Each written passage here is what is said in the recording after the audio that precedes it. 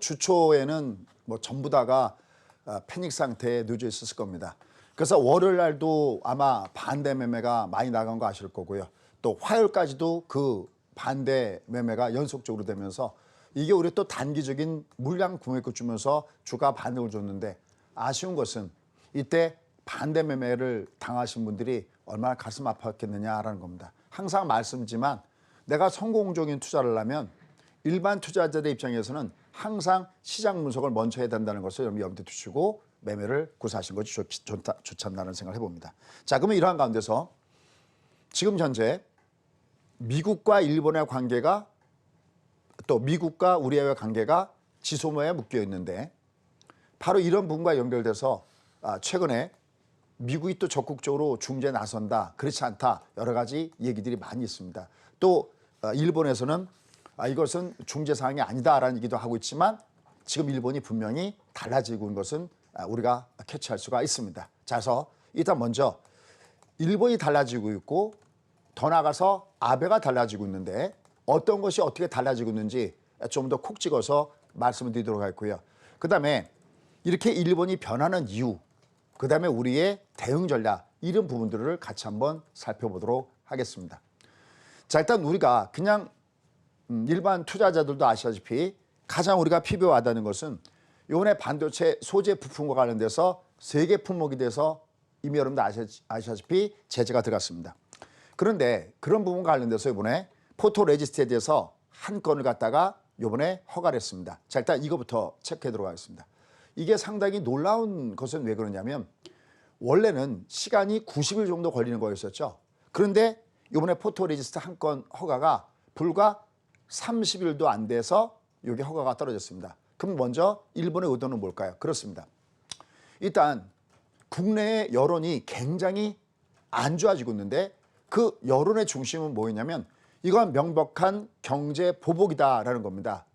바로 이 부분을 지금 무마시키기 위한 과정은 뭐냐면, 봐라, 우리 90일 동안 걸리지 않고 이게 안보상의 문제가 되지 않으면 이거 우리가 쉽게 허락해 주지 않느냐. 즉 요번에 이 한 건에서 허가한 그 뒷배경의 첫 번째 내용은 우리가 경제 보복을 하고 있는 것이 아니라 이것은 단지 수출 관리를 하는 것이지 다른 부분이 아니다라고, 소위 국제 여론을 무마하기 위한 이런 포석이다라는 그 내용이 굉장히 강하게 나오고 있습니다. 자, 그런데 이렇게 신문 기사에 정확하게 나온 거 말고요. 자, 우리가 이 아침에 시간을 내서 이 방송을 듣는 분들한테는 조금 더 디테일한 것을 전달해 드리지 않을까 해서 준비해 봤습니다. 근데 사실은요, 제가 생각할 때 더 놀란 것은요, 어떻게 보면 포토레지스트 건 한 건에 대해서는 드디어 나올 것이 나오고 있구나라는 생각밖에 안 들고요. 그 앞에 굉장히 놀라운 일이 사실 발생했습니다. 그게 뭐냐? 바로 일본이 우리를 백색 국가에서 지정한 다음에 그 백색 국가 지정에 대해서 시행령 개정안이 발표가 됐었습니다. 그러니까 관보에 실으면서 이제 이게 본격적으로 시작된다는 것을 알리는 것이 있었는데, 여기서 일본이 갑자기 달라졌습니다. 첫 번째 달라진 거, 뭐가 바뀌었냐면, 이번에 백색 국가에 대해서 완전히 지정하면서 사실 굉장히 염려스러웠던 것은 뭐냐면, 세 가지 품목 말고도 다른 많은 품목에 대해서 또다시 소위 수출 규제에 대한 품목을 발표할 것이 아니냐라는 거였거든요. 근데 여러분 아시죠? 요번에 세 품목 외에는 추가적인 품목을 발표하지 않았습니다. 이게 굉장히 놀라운 것입니다. 이게 왜 굉장히 놀라운 것이냐면, 지금 두 번째 것 때문에 굉장히 놀랐습니다. 일본이 보통 이 앞에 수출 부분과 관련해서 구별할 때는 백색 국가와 비백색 국가, 이렇게 양분법이었습니다. 합격, 불합격, 백색 국가, 비백색 국가, 이렇게 나눴는데, 두 번째가 중요한 게 뭐냐면 이걸 확 바꿔버렸습니다. 아마 이게 여러분들이 아마 오늘 처음 듣는 내용일 것 같은데요. 뭐로 바꿨냐면, 등급을 예전엔 두 단계로 나눴는데 이걸 네 단계로 나눠놨습니다. 어떻게 하냐면 A등급, B등급, C등급, D등급. 그럼 과거의 백색 국가는 어디에 해당할까요? 당연히 A등급에 해당이 됩니다. 그러면 최악은 어디냐? 바로 D등급입니다. 그럼 우리 한국은 어디에 있을까요? 당연히 백색 국가에 제외됐으니까 A등급에 빠졌죠. 그런데 우리가 바로 그 아래 단계인 B등급에 우리가 들어가져 있습니다. 그럼 도대체 B등급에 있는 나라는 어떤 대우를 일본한테 받는 걸까요? A등급은 이미 아시다시피 포괄 허가죠. 그러니까 한꺼번에 소위 수출 문제에 대해서 통과할 쪽으로 소위 고속도로에서 하이패스가 되듯이 그냥 한꺼번에 통과되는 부분이라면 맨 밑에 있는 D등급 뭘까요? 건별마다 사사건건 허가를 받아야 되는 것이 바로 D등급입니다. 그런데 우리를 B등급에 묶어놨다. 그럼 이 의도는 무엇일까 하는 겁니다. 일단 일본의 아베가 조금은 전략을 바꾸든지 아니면 뒤에다 말씀드렸지만 일본이 변할 수밖에 없는 그런 주변 여건들 이런 것 때문에 바뀌었든지 분명한 것은 우리를 덜 자극하겠다는 의도가 거기에 있다라는 겁니다. 그러면 B등급에 속하는 우리나라는 이제 어떻게 되냐면 어떤 거는 기존의 백색 국가의 대접을 받듯이 포괄적으로 통과가 되고 그러니까 쉽게 하면 세 건은 지금 규제가 돼 있다가 이번에 포토레이스가 수출 허가가 나왔지 않습니까? 그러니까 세 가지 건에 대해서 아직까지 건별로 허가를 받겠지만 여기에 포함이 되어 있지 않는 것은 포괄적으로 우리가 수출 규제에서 벗어날 수 있다는 것이 굉장히 놀라운 일이라는 겁니다. 그러니까 다음에 그 순서적으로 포토레지스 건에 대해서 한 건에 허가된 것은 어떻게 보면 자연적인 수순으로 흘러가고 있다는 것을 여러분이 염두에 둬야 된다라는 겁니다. 그럼 왜 이렇게 일본은 갑자기 달라지는 듯한 모습을 보여줄 거야? 물론 이것은 일부에서는 작전상 후퇴다라는 얘기가 나오고 있습니다. 다만 분명한 것은 지금 일본이 달라질 수밖에 없는 달라지고 싶어서 달라지는 것이 아니라 달라질 수밖에 없는 이유들이 몇 가지가 있다라는 겁니다. 이번에 우리가 일본에서 취한 조치 중에 가장 놀라운 것들이 하나가 있습니다. 우리도 몰랐던 거. 그게 뭐냐? 여러분 일본은 지난번에 2011년 후쿠시마 원전 사고 이후에 바로 화력발전의 비중이 굉장히 높아지죠. 한 20%가 화력발전의 비중을 갖다가 한 10%나 더 늘어났습니다. 그럼 여러분 아시죠? 화력발전 그러니까 소위 석탄이나 기타 이런 화석연료를 중심으로 태우면 뭐가 나옵니까? 바로 여러분 잘 아시다시피 석탄재 폐기물이 나옵니다. 그런데 석탄재 폐기물의 대부분이 어디가 처리해주냐? 바로 우리가 그것을 수입해 와서 처리된다는 사실을 이번에 정부에서 바로 이 석탄재 폐기물 규제 여기에 뭐 쉽게 해서 뭐 그냥 좀 직설적으로 표현한다면 방사능이 어떻게 되는지 여기에 소위 발암 물질이 얼마나 섞였는지 안 섞였는지 이걸 들여다보겠다라고 한 겁니다. 아마 그것도 뉴스를 쭉 들어보시면요. 또 일본이 화들짝 놀라서 여기에 대해서 또 대응 얘기도 나올 겁니다. 결국 우리가 일본이 우리에 대해서 백색 국가 제의를 했을 때 우리가 꺼낸 카드는 뭐냐? 바로 석탄물 폐기물과 관련된 소위 일본의 가장 예민한 방사능 부분과 관련된 부분들을 들여다보겠다는 것이 일본이 화들짝 놀라게 되는 배경 중에 하나다라는 겁니다. 그러면 우리는 왜 그러면 이 일본의 폐기물을 갖다가 우리가 수입해 오느냐라는 겁니다. 일본은 자국 내에서 그거를 처리할 때와 우리 한국에서 처리할 때의 비중이 비교가 안 되게 싸다라는 거예요. 우리는 일본에서 그걸 처리했을 때의 비용에 불과 4분의 1 정도면 우리가 그것이 처분이 가능하다는 겁니다. 그러니까 일본의 입장으로 봤을 때는 이 석탄재 폐기물 갖다가 한국으로 갖다가 수출해서 이걸 처분할 수밖에 없습니다. 그런데 만약에 우리가 이 석탄재 폐기물에 대해서 수입을 까다롭게 하고 제대로 일본에서 이것이 수출이 안 되게 된다면 어떻게 할까요? 일본에는 바로 이 쌓여가는 석탄재 폐기물에 대해서 첫 번째는 비용이 급격하게 증가하고 갑자기 이거를 처리할 만한 그런 이 장치들이 제대로 되어 있지 않기 때문에 굉장히 큰 타격을 받을 수가 있다는 겁니다. 자, 그런데 또 하나가 있습니다. 달라질 수밖에 없는 이유. 이미 여러분들은 이 여행객 감소에 대해서는 이미 여러분들 많이 알고 계실 겁니다. 근데 일본에 나온 대책은 뭐냐면 그러면 한국 관광객이 없으면 중국 관광객을 아니면 동남아 지역에서 관광객을 대거 홍보를 해갖고 이벤트를 해갖고 결국은 그 한국 사람들의 관광객의 축소 부분을 메꾸면 되지 않겠냐라는 겁니다. 바로 이것이 책상 앞에서 일을 하는 사람들의 단점인 거죠. 이론상으로는 맞죠. 그죠? 마치 이걸 들으니까 예전에 우리가 그 전쟁 이후에 굉장히 살기 어려웠을 때 왜 저렇게 사람이 줄 서 있느냐. 뭐 밀가루 배급받으러 줄 서 있다니까 그럼 고기 먹으면 되지라고 했던 그 말이 생각나는 것 같습니다. 딱 똑같은 얘기죠. 그러면 한국 사람 없으면 다른 나라 사람들 투입하면 되지 않느냐. 맞습니다. 어디는 맞느냐. 일본의 커다란 대도시들, 뭐 예서 뭐 후쿠오카나 아니 뭐 교토나 또 도쿄나 뭐 이런 대도시 같은 오사카나 이런 대도시 같은 경우는 그렇게 타격이 없을 수도 있습니다. 가장 지금 그런데 일본에서 관광 문제가 걸려서 가장 큰 타격을 받는 데는 어딜까요? 그렇습니다. 아마 어쩌면 지금 이 방송을 듣는 분들도 이렇게 시끄러운 문제가 나오기 전에 한 번씩은 갔다 갈 수 있는 지역이 있죠. 바로 우리 코앞에 대마도 같은데, 일본의 지방도시 같은 데가 속칭 쑥대밭이 되고 있습니다. 그 증거가 뭐냐? 여기가 워낙 타격이 크다 보니까 특별히 정부에서 대출하는 것에 대해서 여기에 피해를 없는 업체들에서 특별하게 굉장히 싼 저금리로 대출 혜택이 바로 포함됐다는 기사들이 요새 쏟아져 나오고 있습니다. 그러면 그 충격이 얼마나 크겠습니까? 그럼 그 왜 소도시들이 왜 그렇게 큰 충격을 받고 있느냐는 겁니다.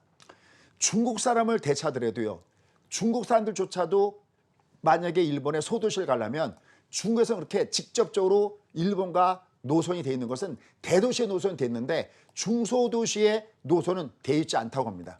그러면 중국 사람들이 일본의 소도시에 가기 위해서는 어떻게 되냐? 대한민국에 들려서 인천공항에서 다시 환승을 해서 다시 갈아타야 된다는 겁니다. 그런데 요새 그게 충격을 받고 있습니다. 여러분들 저가 항공사들 있죠. 요새 저가 항공사들이요, 일본 노선을 요새 취소하고 있는데 그중에 가장 먼저 취소한 것이 어디냐? 바로 경제성이 없는 바로 중소도시의 비행 노선을 갖다가 요새 전부 다 줄이고 있다고 합니다. 그러니까 정말 말 그대로 난리가 벌어지고 있습니다. 그러면 일본 사람들이 그러면 거기 갖다가 해주면 되지 않느냐? 그건 너무나 많이 돈이 든다고 합니다. 큐슈에서 신칸센을 타고 비행기를 타고 또 배를 타고 가장 싸게 대마도에 들어가는 방법은 부산에 와서 부산에서 배편으로 타고 들어가는 방법이 있다고 합니다. 너무나 불편한 거죠. 그러면 동남아 지역은 어떠냐? 아시다시피 동남아 지역은 일본까지 갈 때 우리가 가는 것보다 이 시간이 굉장히 큰데 그 사람들의 전체는 소도시를 갖다가 구경하고 싶어 하겠습니까?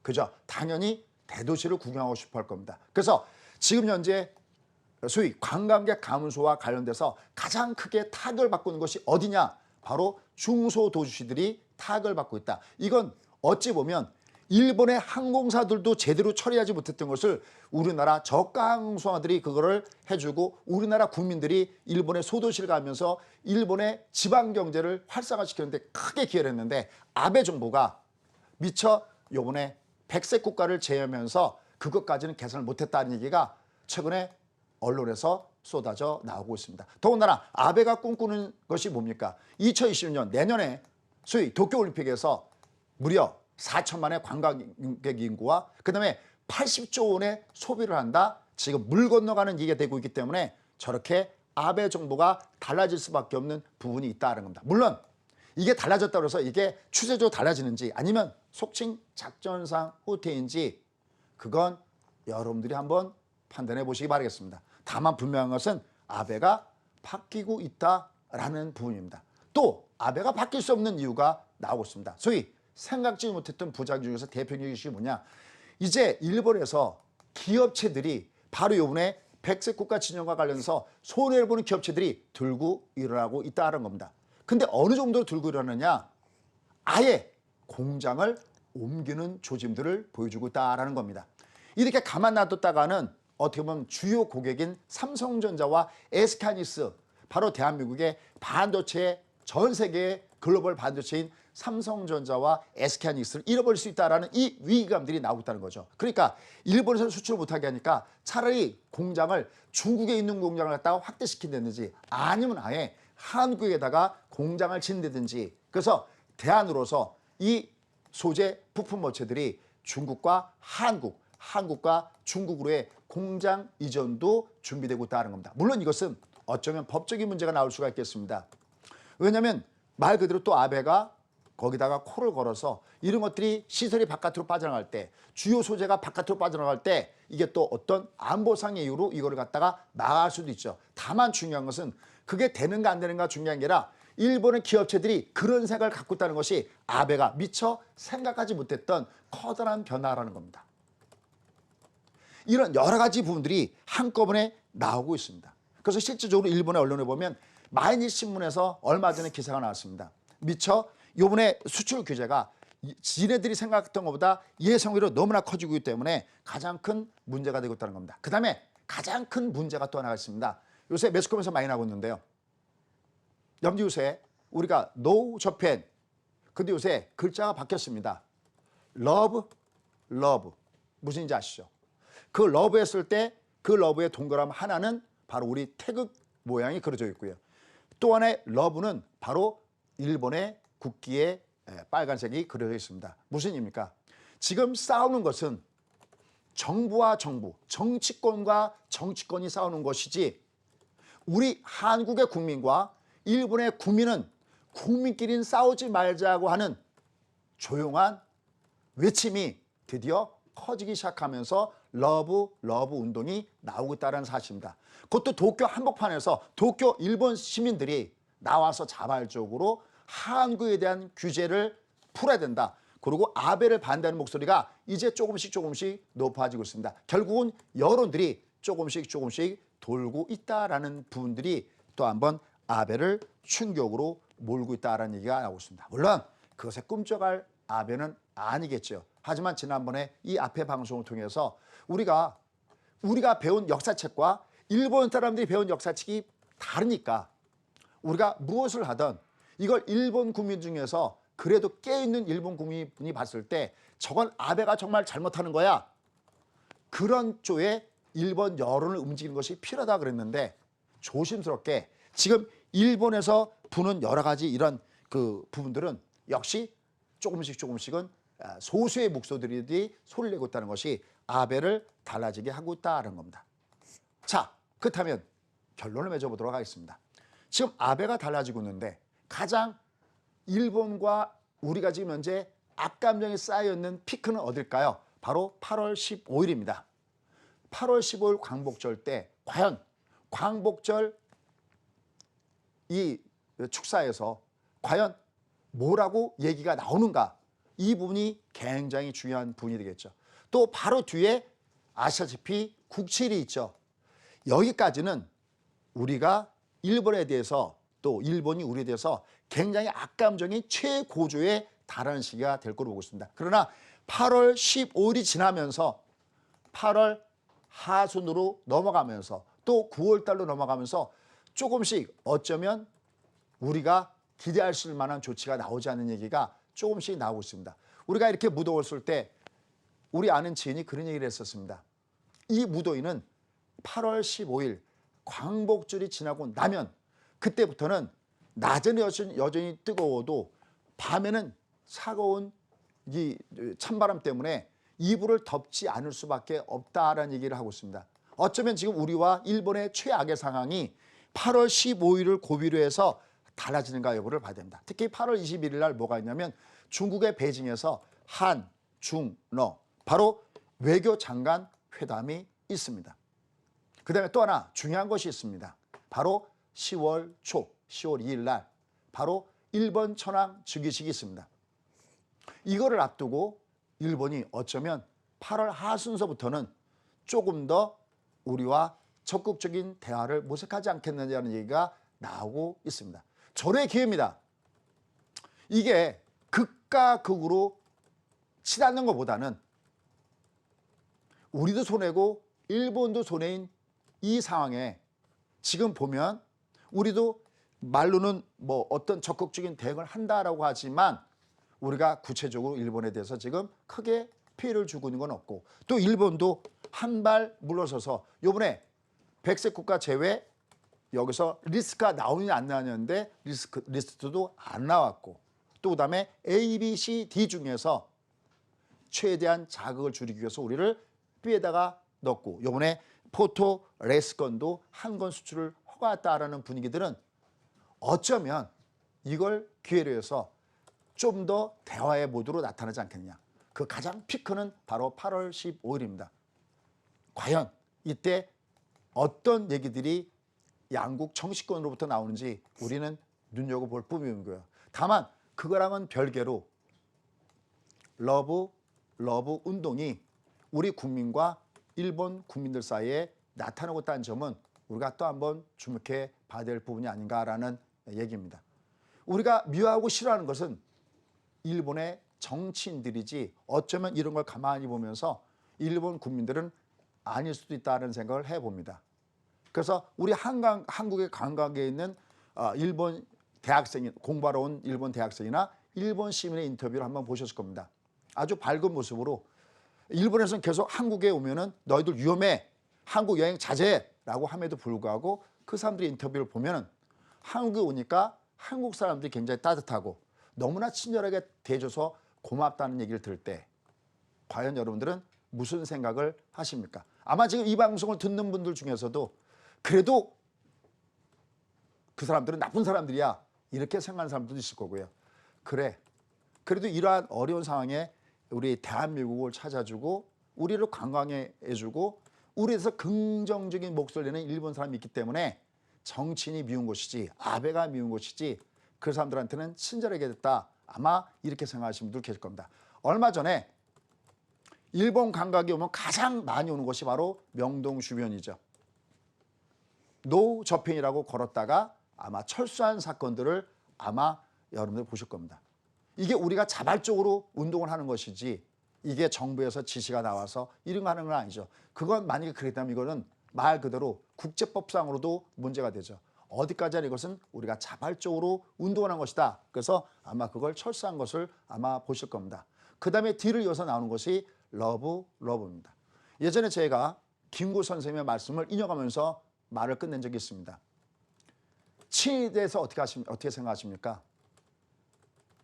친일, 만약에 매국하는 것이라면 그것은 용서할 수 없는 것이지 그러나 친일, 주변 국가랑 친하게 지낸다는 것이 아닌가. 그것은 좋은 일이지 라는 말을 우리가 한번 되새겨보고 싶습니다. 8월 10일까지는 15일까지는 어쩔 수 없다고 봅니다. 그 8월 15일 날을 최고 정점으로 해서 하루속히 이 해법이 정적으로 풀려서 정말 가깝고도 먼 나라가 아니라 가깝고도 가까운 나라가 됐으면 좋겠는데 글쎄요.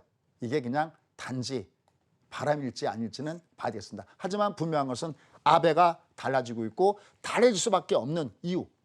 하지만 우리는 계속 긴장의 끈은 놓치지 말아야겠죠. 왜? 언제든지 불리하다고 생각할 땐 또다시 우리의 뒤통수를 칠 테니까요. 긴장을 하고 있대. 그러나 여기서는 서서히 좀 해결의 실마리가 찾아갔으면 좋겠다라는 바람에서 오늘은 아베가 달라지고 있는 이유와 바로 여기에 대해서 우리가 어떤 생각을 갖고 있어야 되는지 곰곰이 생각하는 시간을 한번 가져봤습니다. 과연 여러분들의 선택은 어떠십니까? 자, 그런 관계에서 우리가 주시장 다음 주 어떻게 할 것인지 원포인트 레슨으로 가보도록 하겠습니다. 자, 보시죠. 여러분들 오늘 아침에 미국 시장 끝난 거 보셨습니까? 오늘 아침에 미국 시장이 끝난 걸 보면은 미국 시장이 이렇게 끝났습니다. 음봉을 때리긴 때렸는데 아래꼬리를 딱 달고 끝났습니다. 어제 투자 피스를 보셨던 분들은 그러셨을 겁니다. 어떤 겁니까? 주가가 내려가다가 어디서 딛고 올라갔냐면 바로 5일평에서 딛고 올라갔습니다. 이 5일평에서 닫고 올라갔다는 얘기가 상당히 중요한데요. 올라갈 때는 22선이 저항이지만 내려갈 때는 바로 5일선이 지지가 있습니다. 그럼 여기 한번 볼까요? 여기 지금 보시면 지금 이렇게 추락하다가 결국은 반대 매매 나가고 반대 매매 나가면서 물량 공백을 코스피나 코스닥이나 양쪽이 다 물량 공백을 주고 있습니다. 이건 위로 올라가면은 21선은 저항이 됩니다. 그냥 여서 그냥 갈 수는 없습니다. 그런데 얘가 다시 주가가 밑으로 조정받더라도 여기 밑에 5일선이 있죠. 여기 밑에도 5일선이 있죠. 지금 박스를 쳐놨는데요. 아마 어제 피트니스를 들으셨던 분은 아실 겁니다. 이 내려가는 이 5일평선 박스권 이게 조만간 돕니다. 밑에서 돌게 되어 있습니다. 그러면 이 5일평선이 상승으로 돌게 되면 이게 내려와더라도 우리도 하단선 저점에 수가 있을 것 같습니다. 결론, 당분간 종합주가지수는 그동안의 일방적인 추락이었다면 이제는 위로 올라갈 때는 위에서 막히지만 내려갈 때도 저점에서 매수가 있으면서 당분간 위와 아래를 왔다 갔다 하는 변동성 구간이 될 가능성이 없습니다. 그러한 관계에서 이 변동성관이 어느 정도 방향을 잡을 땐 조금 전에 여러분께는 우리와 일본 간의 규제에 대해서 말씀드렸지만 사실 주식시장에 큰 영향을 미치는 것은 일전에도 말씀드렸듯이 그것이 큰 영향이 아니라 바로 미국과 중국의 무역 전쟁 문제, 이 문제가 가장 큰 변수입니다. 이에 따라서 악재가 호재를 낳듯이 과연 금리 인하에 대한 가능성이 얼마나 더 높아지느냐, 이것이 가장 큰 체크포인트입니다. 일단 그것이 금세 나오는 것은 아니기 때문에 당분간 주가는 위에서 왔다 갔다 하면서 결국은 지수 장세보다는 종목 장세 이어갈 가능성이 있다는 것을 염두에 두시고 여러분들 매매하시면 좋을 것 같습니다.